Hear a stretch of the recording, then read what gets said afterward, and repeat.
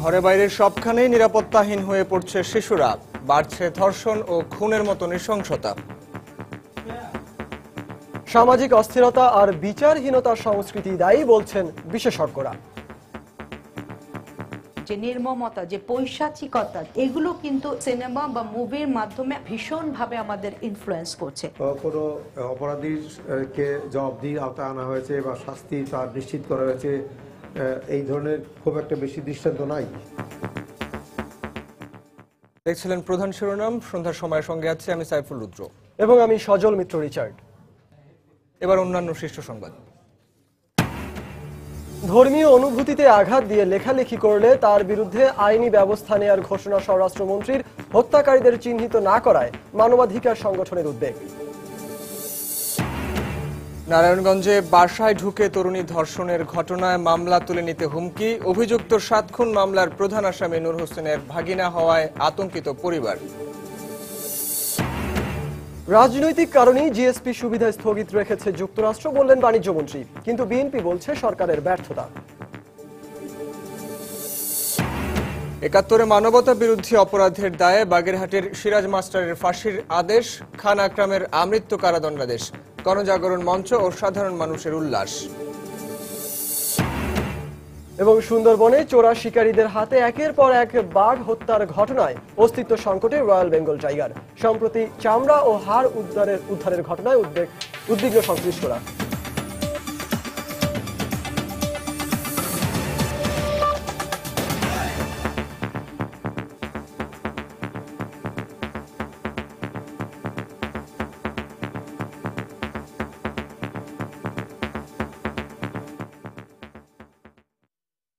ঘরে বাইরে সবখানে নিরাপত্তাহীন হয়ে পড়ছে শিশুরা।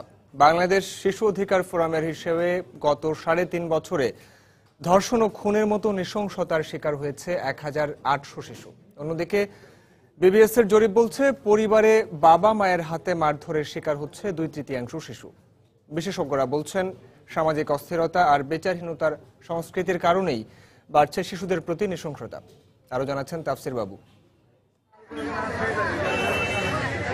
নোয়াখালীতে নিরপরাধ কিশোর মিলনকে এভাবে হত্যার উদ্দেশ্যে উন্মত্ত জনতার হাতে ছেড়ে দেয় খোদ আইন শৃঙ্খলা বাহিনী। 4 বছর পর এই হত্যার বিচারও ধামাচাপা দেয় পুলিশ। এরপর পৈশাচিক কায়দায় সিলেটে রাজন আর রাজধানীতে নাজিম হত্যা। তারপর রাগিব, রবিউল সহ আসতে থাকে একের পর এক শিশু হত্যার খবর। বাবা মায়ের হাতেও নিষ্পাপ শিশু হত্যার ঘটনা প্রকাশিত হয়। সব মিলিয়ে হঠাৎ করেই শিশু হত্যার খবরে ভরে ওঠে সংবাদপত্রের পাতা। শিশু অধিকার ফোরামের প্রতিবেদন বলছে প্রতি বছরই পাল্লা দিয়ে বাড়ছে শিশু হত্যা ও ধর্ষণের ঘটনা। বিশ্লেষকরা বলছেন আকাশ সংস্কৃতির প্রভাবে সমাজে তৈরি হচ্ছে অস্থিরতা, বাড়ছে খুনির সংখ্যা।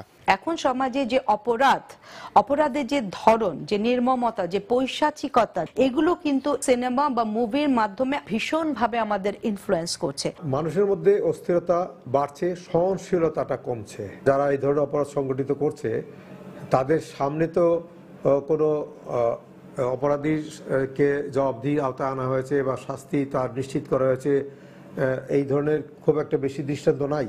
সম্প্রতি বিবিএস এর এক জরিপ বলছে 2/3 শিশু মারধরের শিকার হচ্ছে ঘরে অভিভাবকদের হাতে, আর 74% শিশুকে শৃঙ্খলা শেখানো হচ্ছে বহুমুখী চাপ প্রয়োগ করে। এতে করে সমাজে তৈরি হচ্ছে সম্ভাব্য নতুন অপরাধী। যদি নিয়মিতভাবে কোনো শিশুকে নির্যাতন করা হয় গৃহের অভ্যন্তরে, এক সময় দেখা যাবে যে এই নির্যাতনের ফলে সে একটা রীতিমতো একটা অপরাধী হিসাবে সে বেড়ে উঠবে। শিশু হত্যার ঘটনাগুলোতে কোনো কোনো ক্ষেত্রে আসছে আইন শৃঙ্খলা বাহিনীর গাফিলতির কথাও। তবে এসব ক্ষেত্রে গাফিলতির কোনো সুযোগ নেই বলছেন এই কর্মকর্তা। আমরা আশাবাদী যেভাবে কিছু ঘটনা যখন পেনালাইজড হবে, কিছু মানুষ যখন শাস্তি পেয়ে যাবে, তখন অন্য মানুষ চিন্তা করবে যে আমি যদি এটা অপরাধটা করি তাহলে আমাকে তো শাস্তির সম্মুখীন হতে হবে। গবেষকরা বলছেন শিশুদের প্রতি নির্যাতন, হত্যা ও বৈষম্য কমাতে গড়ে তুলতে হবে শিশু বান্ধব সমাজ ব্যবস্থা। এটি শুধু পুলিশি ব্যবস্থা বা রাষ্ট্রীয় ব্যবস্থা দিয়ে আপনি সমাধান করতে পারবেন না, কারণ এই বিষয়টার সাথে একটি সামাজিক আন্দোলন, সামাজিক মুভমেন্ট আনতে হবে। শিশুরা যে মানুষ, তাদের যে একটা অধিকার আছে, এই বিষয়গুলো আমরা মানতে চাই না। এই জায়গাটা একটা বিশাল পরিবর্তন আনা প্রয়োজন। তাফসির বাবু, সময় সংবাদ, ঢাকা। ধর্মীয় অনুভূতিতে আঘাত দিয়ে কেউ লেখালেখি করলে তার বিরুদ্ধে প্রচলিত আইনে ব্যবস্থা নেওয়া হবে বলে জানিয়েছেন স্বরাষ্ট্রমন্ত্রী আসাদুজ্জামান খান।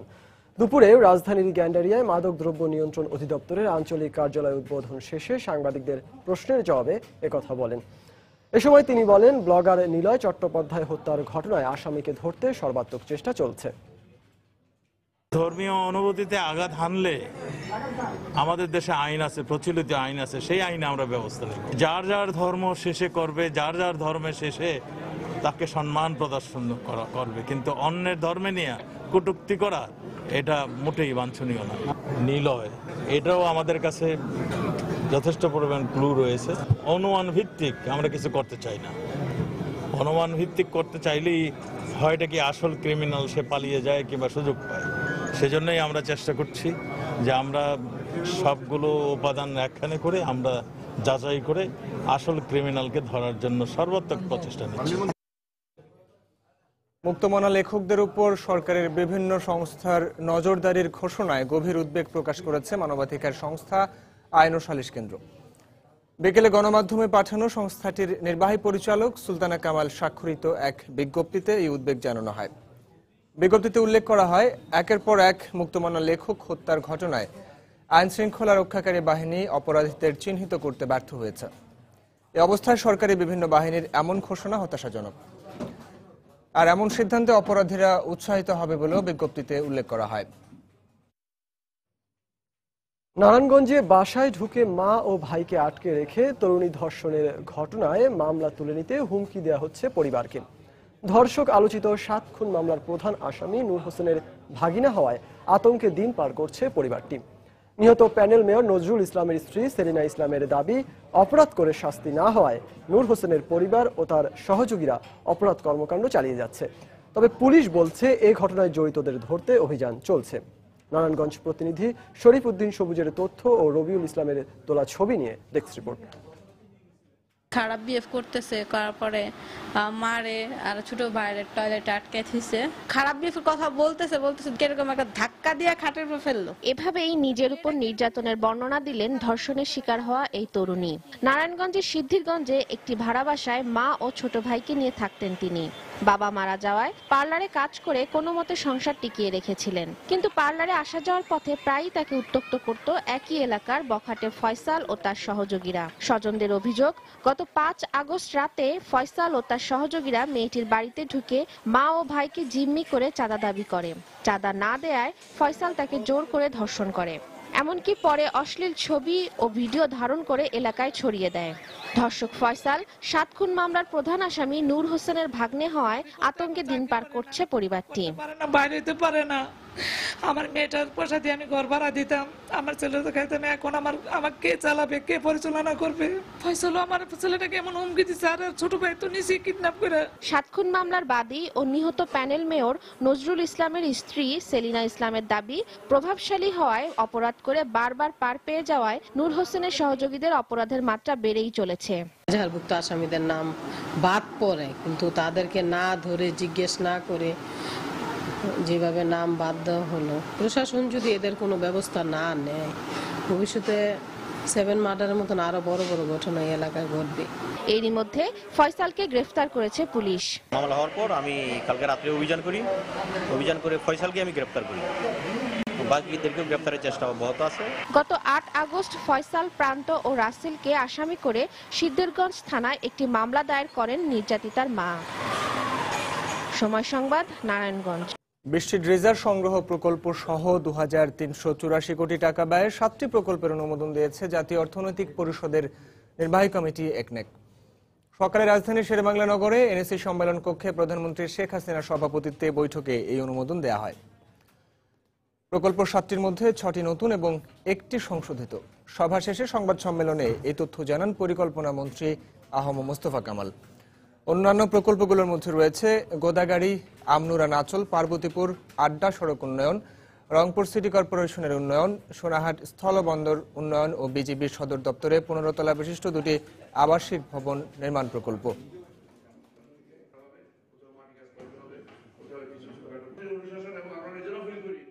আমি মনে করি যেগুলো প্রত্যেকটা প্রকল্পেই জিডিপিতে প্রবৃদ্ধি অর্জনে সহায়ক ভূমিকা রাখবে। আমরা 7টা প্রকল্প আমরা আজকে অনুমোদন দিয়েছি। পর্যায়ক্রমে ড্রেজার কিনতে হবে। ড্রেজারের এখন সুবিধাটি হচ্ছে দেশের ভিতরে ড্রেজার তৈরি হচ্ছে। কোনো একদিন দেখা যাবে যে ড্রেজার পূর্ণ মাত্রা বাংলাদেশে তৈরি করা ড্রেজার আমরা বাইরে এক্সপোর্ট করতে পারবো। আমরা আমাদের সক্ষমতা দেখতে চাই, বাইরে থেকে সাহায্য আমরা গ্রহণ করি, তাদের বিভিন্ন কন্ডিশন থাকবে, ওই শর্ত আমরা পূরণ করতে পারি না, এই জন্য আমরা প্রকল্প সাহায্য গ্রহণ করি নাই। বাণিজ্য মন্ত্রী তোফায়েল আহমেদ বলেছেন, বাংলাদেশি পণ্যের শুল্কমুক্ত সুবিধা বা জিএসপি পেতে যুক্তরাষ্ট্রের সব শর্ত পূরণ করা হয়েছে।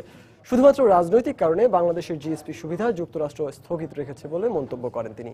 দুপুরে সচিবালয়ে স্লোভেনিয়ার রাষ্ট্রদূত দারজা বাবধেসকুরেটের সঙ্গে বৈঠক শেষে একথা বলেন মন্ত্রী।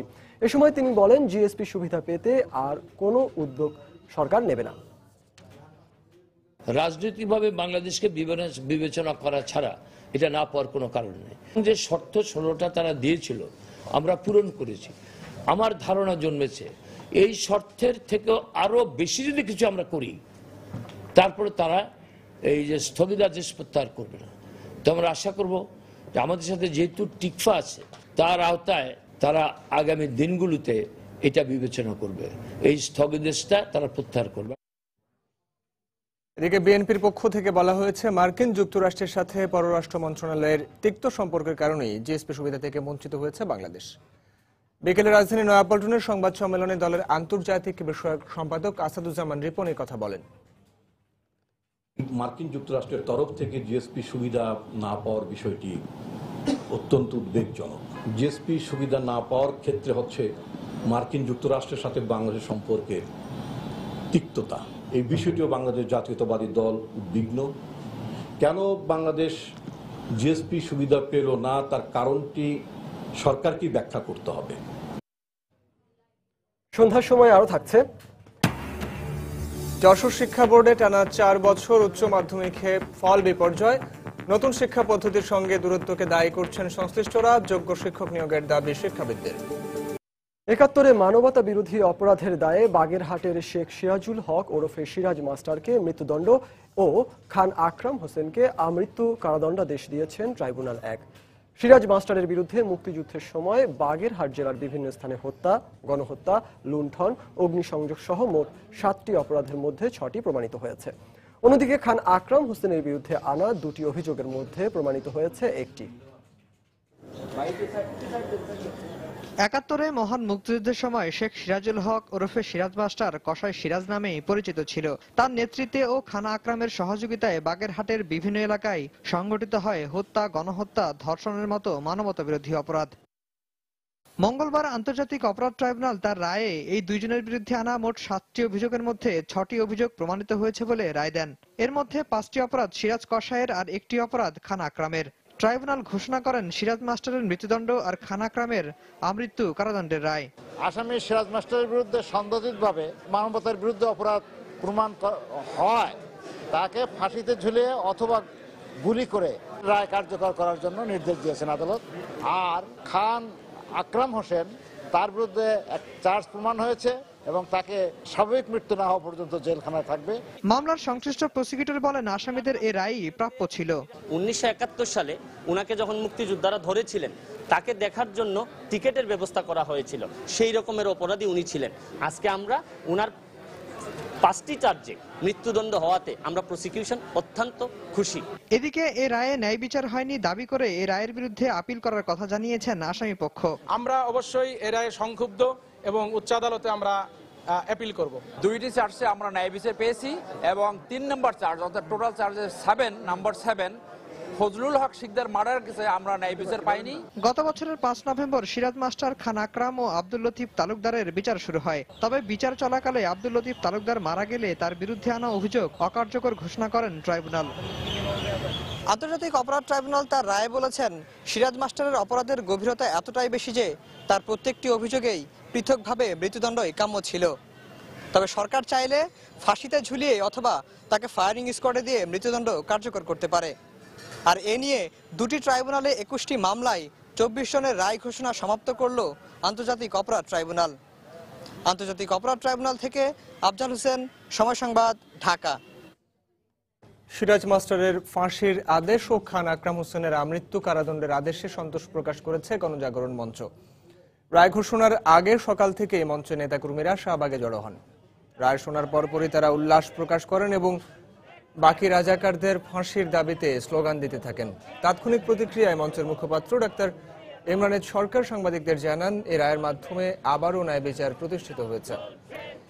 এছাড়া রায় দ্রুত কার্যকরেরও দাবি জানিয়েছেন তিনি।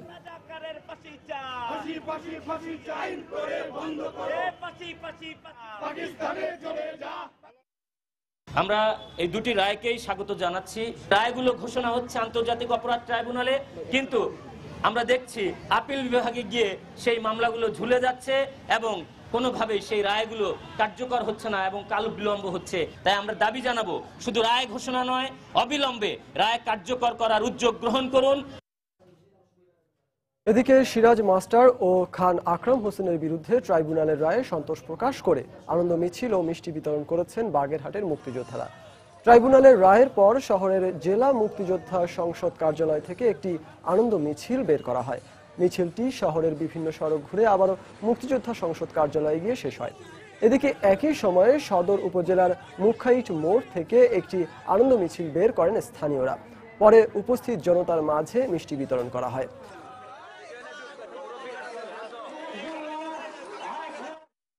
ফাঁসি হয়েছে, আমরা খুশি, গ্রামবাসীও খুশি। এই যে ফাঁসির রায় হয়েছে, আমরা বেঁচে থাকতে এই কার্যকর দেখতে চাই। সরকারের কাছে আমার দাবি, প্রধানমন্ত্রীর কাছে আমার দাবি। প্রধান বিচারপতির সঙ্গে আপিল বিভাগের বিচারপতির কথোপকথন নিয়ে ৭১ টিভিতে প্রচারিত খবর ও টক শো এর ভিডিও আগামী ১৬ আগস্টের মধ্যে আদালতে জমা দেওয়ার নির্দেশ দিয়েছেন আপিল বিভাগ। দুপুরে সুপ্রিম কোর্টে অ্যাটর্নি জেনারেল মাহবুবে আলম সাংবাদিকদের বলেন, আপিল বিভাগ স্বপ্রণোদিত হয়ে এই আদেশ দিয়েছেন। তিনি আরো বলেন, প্রধান বিচারপতিকে জনগণের সামনে হেয় করার জন্য এই টক শো করা হয়েছে। টক শো সংক্রান্ত যাবতীয় যারা সম্প্রচার করেছে তার অডিও ক্যাসেট আদালতের সামনে হাজির করার জন্য, এবং আমাকে নির্দেশ দেওয়া হয়েছে তাদেরকে এটা জানিয়ে দেওয়ার জন্য। 16ই আগস্টের ভিতরে তারা এই অডিও ক্যাসেট,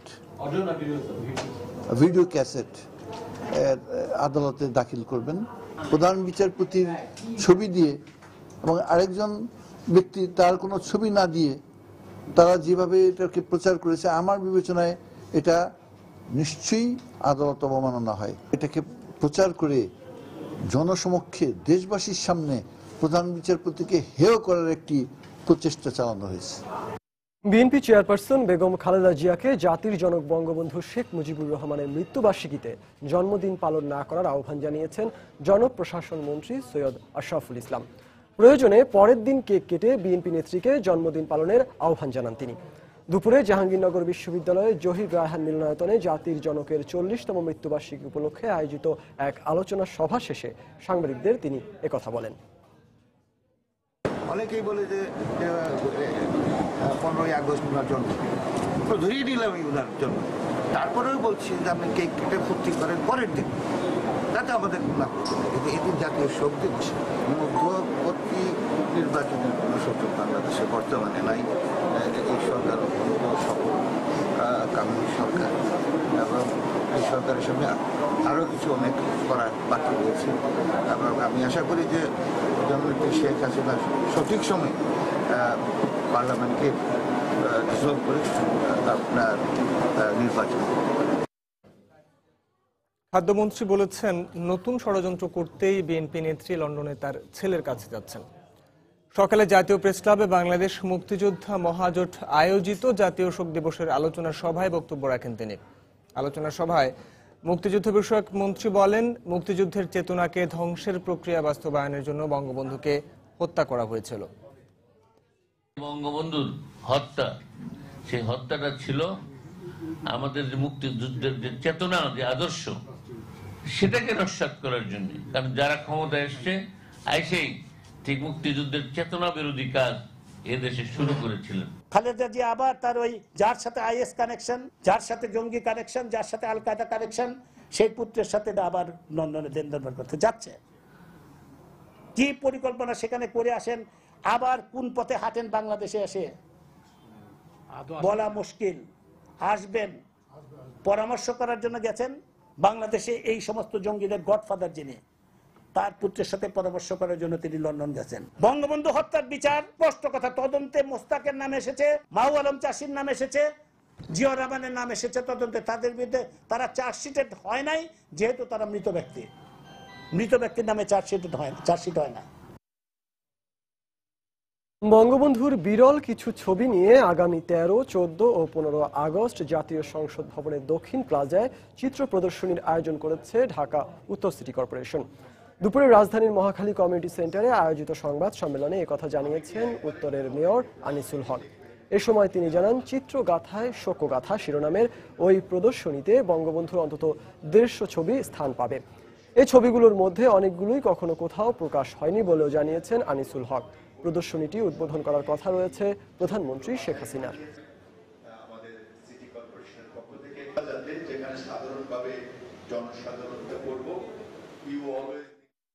এই প্রদর্শনী উৎসর্গ করা হচ্ছে আমাদের নতুন প্রজন্মকে, যারা বঙ্গবন্ধুকে আরো অনেক অনেক বেশি করে জানতে চান। সর্বসাধারণের জন্য উন্মুক্ত থাকবে এই বিরাট প্লাজা, প্রায় 20-30 একরের এই এলাকা।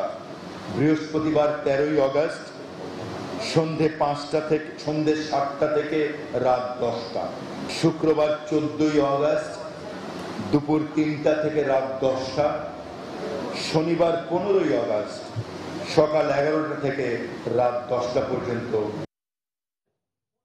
টানা 4 বছর যশোর বোর্ডে উচ্চ মাধ্যমিকের ফলে বিপর্যয় ঘটেছে। আর এজন্য প্রশ্নপত্রের ধারাবাহিকতা না থাকা, নতুন শিক্ষা পদ্ধতির সঙ্গে দূরত্ব, প্রশিক্ষিত শিক্ষক দিতে খাতা মূল্যায়ন না করা সহ রাজনৈতিক অস্থিরতাকে দায়ী করেছেন শিক্ষা সংশ্লিষ্টরা।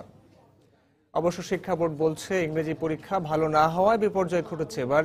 আর এই অবস্থায় ধারাবাহিক বিপর্যয় কাটাতে যোগ্য শিক্ষক নিয়োগ ও তাদের সৃজনশীল পদ্ধতিতে আরও বেশি দক্ষ করে গড়ে তোলা দরকার বলে মনে করেন শিক্ষাবিদরা। জুয়েল মৃধার তথ্য ও শেখ জালাল উদ্দিনের ছবি নিয়ে ডেস্ক রিপোর্ট। যশোর শিক্ষা বোর্ডে এবার উচ্চ মাধ্যমিক পাশের হার 46.45, যা সবগুলো বোর্ডের মধ্যে সর্বনিম্ন। শুধু পাশের হারই নয়, কমেছে জিপিএ 5-এর সংখ্যাও। গতবারের চেয়ে জিপিএ 5 পাওয়া শিক্ষার্থীর সংখ্যা কমেছে 2000-এর ওপরে। শিক্ষকরা বলছেন, ইংরেজি বিষয়ের প্রশ্ন কঠিন হওয়ায়, প্রশ্নপত্রের ধারাবাহিকতা না থাকা, নতুন শিক্ষা পদ্ধতির সঙ্গে দূরত্ব, প্রশিক্ষিত শিক্ষক দিয়ে খাতা মূল্যায়ন না করা, সর্বোপরি রাজনৈতিক অস্থিরতার কারণে ফলাফলে বিপর্যয় ঘটেছে। ফল বিপর্যয়ের পেছনে মুখ্য কারণ হিসাবে আমি মনে করি প্রথমত রাজনৈতিক অস্থিরতা, আরেকটি হচ্ছে তথ্য যোগাযোগ প্রযুক্তি। এবার প্রথমবারের মতো যুক্ত হয়েছে, সেখানেও সেই তারা সুন্দরভাবে সেখানেও প্রশ্ন কমন পায়নি। শুধুমাত্র ইংরেজি বাদে সমস্ত বিষয়ে এবার সৃজনশীল পদ্ধতিতে প্রশ্ন হয়েছে, কিন্তু যে সমস্ত শিক্ষকরা ক্লাস নেন অনেকেই এই সৃজনশীল পদ্ধতিতে তারা ট্রেনিং প্রাপ্ত হননি। অবশ্য শিক্ষা বোর্ডের এই কর্মকর্তার দাবি, ইংরেজি পরীক্ষা ভালো না হওয়ায় এ বিপর্যয় ঘটেছে। পরীক্ষার আগে প্রশ্নপত্রের যে গুজবটা উঠেছিল, ছেলেমেয়েরা ভুল প্রশ্ন সারা রাত ধরে পড়াশোনা করছে, সেটার ইফেক্টও পড়ছে, মূল প্রশ্ন থেকে সরে আসছে, যে কারণে ইংরেজি পরীক্ষা খারাপ হতে পারে। এই অবস্থায় শিক্ষাবিদরা মনে করেন, বিপর্যয় কাটাতে সৃজনশীল পদ্ধতিতে শিক্ষকদের দক্ষ করা দরকার। সৃজনশীল পদ্ধতি প্রবর্তন করা হয়েছে, এটি ভালো, কিন্তু এই বিষয়ে শিক্ষকদের আরো প্রশিক্ষিত করে তুলতে হবে। তাহলে আশা করা যায় যে এই ফল বিপর্যয় রোধ করা সম্ভব হবে। পরিসংখ্যান মতে 2012 সালে বোর্ডে পাশের হার ছিল 67%, আর জিপিএ 5 ছিল 5000-এরও বেশি। 2014 সালে পাশের হার নেমে আসে 60%, যেখানে জিপিএ 5 ছিল 4000-এর ওপরে। সময় সংবাদ, যশোর। মালয়েশিয়ায় জনশক্তি পাঠানোর বিষয়ে এখনো কোনো সিদ্ধান্ত হয়নি, তাই দেশটিতে যাওয়ার জন্য আগ্রহী প্রার্থীদের কারো সঙ্গে টাকা লেনদেন না করার পরামর্শ দিয়েছেন প্রবাসী কল্যাণ ও বৈদেশিক কর্মসংস্থান মন্ত্রী নুরুল ইসলাম বিএসসি। সকালে প্রবাসী কল্যাণ ভবনে মালয়েশিয়ার একটি প্রতিনিধি দলের সঙ্গে বৈঠক শেষে তিনি সাংবাদিকদের প্রশ্নের জবাবে একথা জানান। মন্ত্রী জানান, মালয়েশিয়ায় কৃষিকাজ, কারখানা সহ বিভিন্ন সেক্টরে লোক নেওয়া হবে, তবে বাংলাদেশ থেকে কতজন নেওয়া হবে সে বিষয়ে এখনো কোনো সিদ্ধান্ত জানায়নি প্রতিনিধি দলটি। মালয়েশিয়ার 4 সদস্যের প্রতিনিধিদের সঙ্গে প্রথমে বৈঠক করেন প্রবাসী কল্যাণ ও বৈদেশিক মন্ত্রী। এরপর বিভিন্ন মন্ত্রণালয়ের সচিব পর্যায়ের কর্মকর্তাদের সঙ্গে বৈঠক করে প্রতিনিধি দলটি।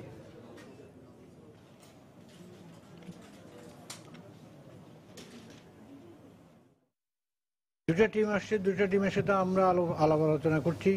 এখন মেকানিজমগুলো এখনো ফাইনালাইজ হয় নাই। মেকানিজম ফাইনালাইজ হলেই আমরা লোক পাঠানো আরম্ভ করতে পারবো। কিন্তু কোনো লোক যদি এই মুহূর্তে নিয়ে যাবে বলে এটা সঠিক নয়। এবং এই ব্যাপারে আমি আমার দেশবাসীকে অনুরোধ করব, কারোর সাথে যাতে আমাদের ক্লিয়ারেন্স ছাড়া কারোর সাথে কোনো লেনদেন না করে। তাদের কৃষি খামারে লাগবে, তাদের ফ্যাক্টরিতে লাগবে, তাদের বেবি সিটার লাগবে, তবে হাউসকিপিং এর মধ্যে ডোমেস্টিক সার্ভেন্ট লাগবে। এই সেক্টরগুলোকে আমরা প্রাধান্য দিচ্ছি। মিয়ানমার থেকে চতুর্থ দফায় ফেরত আনা 159 বাংলাদেশের মধ্যে অপ্রাপ্তবয়স্ক 17 জনকে রেড ক্রিসেন্টের জিম্মায় স্বজনদের কাছে হস্তান্তরের নির্দেশ দিয়েছেন আদালত। দুপুরে কক্সবাজার সিনিয়র জুডিশিয়াল ম্যাজিস্ট্রেট আদালতের বিচারক সুশান্ত প্রসাদ চাকমাই আদেশ দেন। দুপুর 1টার দিকে জেলা গোয়েন্দা পুলিশের একটি দল অপ্রাপ্তবয়স্ক 17 জনকে সিনিয়র জুডিশিয়াল ম্যাজিস্ট্রেট আদালতে নিয়ে আসেন। এরপর আদালত তাদের সঙ্গে কথা বলে রেড ক্রিসেন্টের জিম্মায় বাড়িতে পৌঁছে দেওয়ার নির্দেশ দেন। একই সঙ্গে হস্তান্তরের পর আদালতে প্রতিবেদন দাখিলেরও নির্দেশ দেওয়া হয়েছে। এদিকে রেড ক্রিসেন্ট কর্তৃপক্ষ ইতোমধ্যে হস্তান্তরের প্রক্রিয়া শুরু করেছে। এছাড়া বাকি 142 জনকে বাড়ি পৌঁছানোরও ব্যবস্থা করা হবে বলে জানিয়েছেন আন্তর্জাতিক অভিবাসন সংস্থা।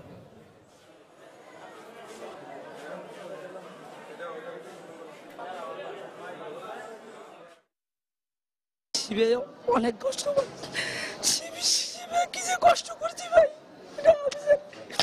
আমরা সবাই জানি। এদেরকে আমরা রাত্রে গাড়িতে করে আমাদের ভলান্টিয়ার দিয়ে আমাদের কোন গিয়েতে আমরা পৌঁছে দেব, আমাদের দায়িত্বে আমরা পৌঁছে দিই। এটা আমরা বরাবর করে থাকি।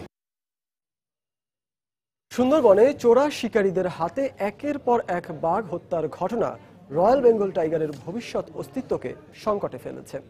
মাত্র কয়েকদিন আগে বাঘ গণনার ফলে সুন্দরবনে অস্বাভাবিকভাবে এর সংখ্যা কমে যাওয়ায় এমনিতেই উদ্বিগ্ন হয়ে পড়েছেন সংশ্লিষ্টরা। এরই মধ্যে বাঘের চামড়া ও হাড় উদ্ধারের ঘটনায় শঙ্কা প্রকাশ করেছেন তারা। তরিকুল ইসলামের রিপোর্ট। বাঙালির শৌর্যবীর্যের প্রতীক রয়্যাল বেঙ্গল টাইগার। সবশেষ পরিসংখ্যান অনুযায়ী সুন্দরবনে বাঘের সংখ্যা এখন 106টি। এ ফলাফল প্রকাশের পর এই প্রাণীর ভবিষ্যৎ অস্তিত্ব নিয়ে এমনিতেই একটা ভাবনার জায়গা তৈরি হয়েছে। তার উপর চলতি মাসে চোরা শিকারী ও বনদস্যুদের কাছ থেকে 3টি বাঘের চামড়া ও 1টি বাঘের হাড় উদ্ধারের ঘটনায় শঙ্কায় ফেলেছে সংশ্লিষ্টদের। সুন্দরবনের বন্যপ্রাণী সংরক্ষণ বিভাগের কর্মকর্তা বলছেন, গত 12 বছরে সুন্দরবনে এরকম 41টি বাঘ নিহত হয়েছে, যার মধ্যে বেশিরভাগই চোরা শিকারীদের হাতে প্রাণ হারিয়েছে। চোরা শিকারী এদের তৎপরতা রয়েছে, এটা কিন্তু একেবারেই সত্য। এবং এই যে চোরা শিকারীর তৎপরতা, এটাকে যদি আমরা বন্ধ করতে না পারি তাহলে কিন্তু কোনোভাবেই এই বাঘের সংখ্যা, এই যে সুন্দরবন থেকে বাঘ বিলুপ্ত হবে না, এই নিশ্চয়তাটা কেউ দিতে পারবে না। এদিকে চোরা শিকারীদের কাছ থেকে বাঘের চামড়া ও হাড় উদ্ধারের ঘটনায় উদ্বেগ ও শঙ্কা প্রকাশ করেছেন এর সাথে সংশ্লিষ্টরা। সুন্দরবনে যে বাঘ নিধন হচ্ছে, এটার ব্যাপারে আমাদের খুব সন্দেহের কোনো বিষয় ছিল না, কোনো সময় কারণও ছিল না। আমরা পরপর যে গত কয়েক বছরের মধ্যে দুবার যে সুন্দরবনের বাঘ গণনা করলাম, এই বাঘ গণনাতে দেখা যাচ্ছে যে 440 থেকে নেমে 130-এ চলে এসছে। তবে বন সংরক্ষক অবশ্য বাঘের চামড়া উদ্ধারের এই ঘটনাকে বিচ্ছিন্ন ঘটনা হিসেবে দেখছেন। ক্যারিং ট্রলার বন্ধ করে দেওয়াতে এখন বনদস্যুরা তাদের রুজি রোজগারের একমাত্র সোর্স কিন্তু এই বন্যপ্রাণী, যেটা বাঘ। বিভিন্ন পরিসংখ্যান অনুযায়ী সুন্দরবনে প্রতি বছর বিভিন্ন কারণে গড়ে 20টি বাঘ মারা যায়। সংশ্লিষ্টরা বলছেন, আন্তর্জাতিক কালোবাজারে বাঘের চামড়া ও অঙ্গ প্রত্যঙ্গের ব্যাপক চাহিদা থাকায় চোরা শিকারীরা বাঘ শিকার করছে। তরিকুল ইসলাম, সময় সংবাদ, খুলনা। সুন্দরবন থেকে উদ্ধার হওয়া বাঘের চামড়া সহ অস্ত্র ও গোলাবারুদ খুলনায় আনা হয়েছে। সকালে পুলিশ সুপারের কার্যালয়ে এক সংবাদ সম্মেলনে গণমাধ্যমের সামনে এগুলো তুলে ধরা হয়। এ সময় খুলনা রেঞ্জের ডিআইজি বলেন, আইন শৃঙ্খলা বাহিনীর সমন্বিত চেষ্টায় সুন্দরবনে বাঘ হত্যা ও বন্যপ্রাণীর চামড়া পাচার প্রতিরোধে কাজ করে যাচ্ছে। গত 9 আগস্ট সুন্দরবনের মান্দারবাড়িয়া খাল এলাকায় গুলিতে 6 বনদস্যু নিহত হয়। ঘটনাস্থল থেকে 3টি বাঘের চামড়া, 4টি একনলা বন্দুক ও গুলি উদ্ধার করে পুলিশ। এ সময় আহত হন কয়রা থানার ওসি সহ 5 জন। তাদেরকে কয়রা হাসপাতাল থেকে খুলনায় নিয়ে আসা হয়।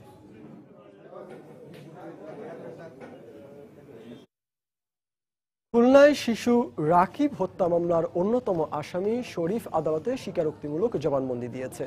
দুপুরে মহানগর হাকিম ফারুক ইকবালের আদালতে 164 ধারায় জবানবন্দি রেকর্ড করা হয়।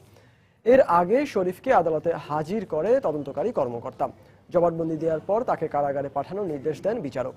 এখন পর্যন্ত এই মামলায় 2 আসামি স্বীকারোক্তিমূলক জবানবন্দি দিয়েছে। এদিকে মামলার অপর আসামি মিন্টু 5 দিনের রিমান্ডে রয়েছে। গত 3রা আগস্ট নগরীর টুটপাড়া কবরখানা এলাকায় নির্মমভাবে নির্যাতন চালিয়ে হত্যা করা হয় 12 বছরের শিশু রাকিবকে। এই ঘটনায় নিহতের বাবা নূর আলম বাদী হয়ে মিন্টু শরীফ ও বিউটি বেগমের নামে খুলনা সদর থানায় একটি মামলা করেন। কুমিল্লায় একসঙ্গে 4 সন্তানের জন্ম দিয়েছেন হালিমা নামের এক মা। সন্তান ও মা সুস্থ রয়েছে বলে জানিয়েছেন চিকিৎসক। রোববার রাত 10টার দিকে নগরীর একটি বেসরকারি হাসপাতালে মুরাদনগর উপজেলার কালাডুমুর গ্রামের কামরুল ইসলামের স্ত্রী হালিমা আক্তার 2টি ছেলে ও 2টি মেয়ে সন্তানের জন্ম দেন। কামরুল দম্পতি জানান, সামিউল নামে প্রথম ছেলের 6 বছর পর একসঙ্গে আরও 4টি সন্তান হওয়ায় খুশি তারা। এরই মধ্যে নবজাতকদের আলিফ, আলভি, লামিয়া ও মিম নাম রেখেছেন স্বজনরা। এদিকে সন্তান ও মা সুস্থ রয়েছে বলে জানিয়েছেন গাইনি বিশেষজ্ঞ দিলরুবা আক্তার।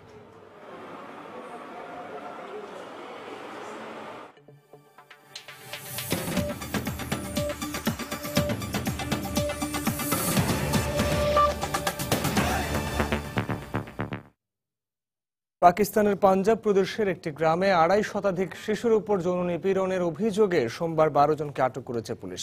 নির্যাতিতদের পরিবারের অভিযোগ, যৌন নিপীড়নের বিষয়টি পুলিশকে জানানো হলেও যথাযথ ব্যবস্থা নেওয়া হয়নি।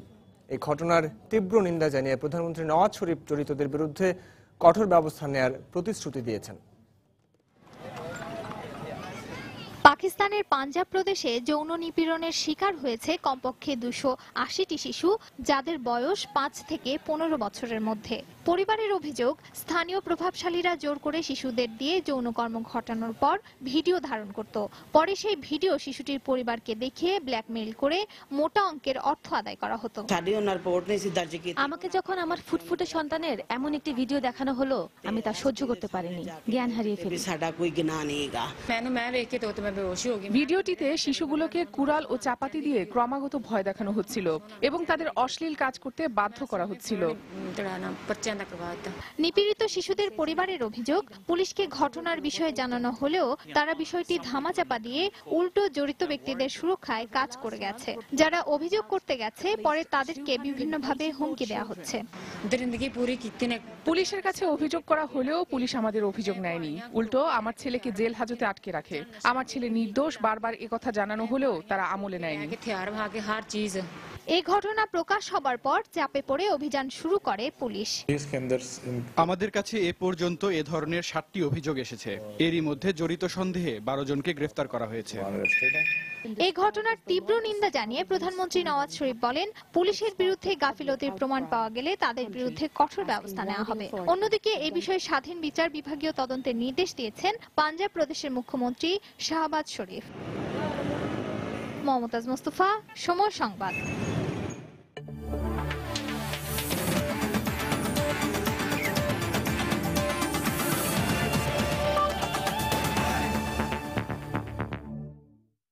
অনূর্ধ্ব 16 সাফ চ্যাম্পিয়নশিপের খবর। কিশোর সাফ ফুটবলে দুর্দান্ত সূচনা করেছে বাংলাদেশ। নিজেদের প্রথম ম্যাচে শ্রীলঙ্কাকে 4-0 গোলে উড়িয়ে দিয়েছে বাংলার কিশোররা। আর এই জয়ের ফলে সেমিফাইনাল নিশ্চিত করেছে গোলাম রাব্বানী জিলানির শিষ্যরা। অন্যদিকে বাংলাদেশের কাছে হেরে আসর থেকে বিদায় নিল লঙ্কানরা। সিলেট জেলা স্টেডিয়ামে ঘরের মাটিতে শ্রীলঙ্কার বিপক্ষে জয়ের স্বপ্ন নিয়ে মাঠে নামে বাংলাদেশ। এতে খেলার শুরু থেকেই আক্রমণাত্মক ফুটবল খেলতে থাকে স্বাগতিকরা। তাই ফলটাও লাল সবুজের প্রতিনিধিরা পেয়ে যায় খুব দ্রুত। খেলার 4 মিনিটে নিপুর গোলে এগিয়ে যায় বাংলাদেশ। প্রথমার্ধে লিড নেয় স্বাগতিকরা। দ্বিতীয়ার্ধে আরও আগ্রাসী ঢঙে খেলতে থাকে তারা। এতে খেলার 7 মিনিটে রাকিবের গোলে ব্যবধান দ্বিগুণ করে গোলাম রাব্বানীর শিষ্যরা। এরপর চলতে থাকে বাংলাদেশ দলের মুহুর্মুহু আক্রমণ, যাতে ভেঙে পড়ে শ্রীলঙ্কার রক্ষণভাগ। এ সুযোগে খেলার 76 মিনিটে আতিকুজ্জামান গোল করে বাংলাদেশকে আবারও খুশিতে মাতান। 3 গোলে এগিয়ে থাকা বাংলাদেশের কিশোররা আরও বেশি উজ্জীবিত। খেলার 86 মিনিটে নিপু ব্যক্তিগত দ্বিতীয় গোল করলে বড় জয় নিয়ে মাঠ ছাড়ে শাওনের দল। সেই সঙ্গে স্বাগতিকদের নিশ্চিত হয় সেমিফাইনাল।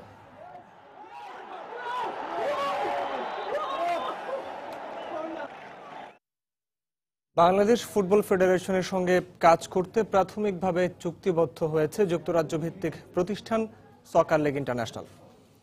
চুক্তি অনুযায়ী আগামী মৌসুমে বাংলাদেশ প্রিমিয়ার লিগে পৃষ্ঠপোষকতা করবে এই প্রতিষ্ঠানটি। তবে প্রিমিয়ার লিগ আয়োজন নিয়ে আলোচনা হলেও বাংলাদেশ সকার লিগ নিয়ে এসএলআই এর সঙ্গে কোনো চুক্তিতে যায়নি বাফুফে। আজ সাংবাদিকদের এই বিষয়গুলো নিশ্চিত করেন বাংলাদেশ ফুটবল ফেডারেশনের সভাপতি কাজী সালাউদ্দিন। নেক্সট ইয়ারের বাংলাদেশ প্রিমিয়ার লিগ তারা স্পন্সর করবে, বিএসএল যেটা, এর পরেরটা আমরা আবার ডিসকাস করব in a different manner. But এখনকার সোফার মনে হচ্ছে যে আমরা we are in agreement of what we are doing and I think the future will be very good for it. সন্ধ্যার সময় এ পর্যায়ে শীর্ষ সংবাদ জানিয়ে দিচ্ছি আরেকবার।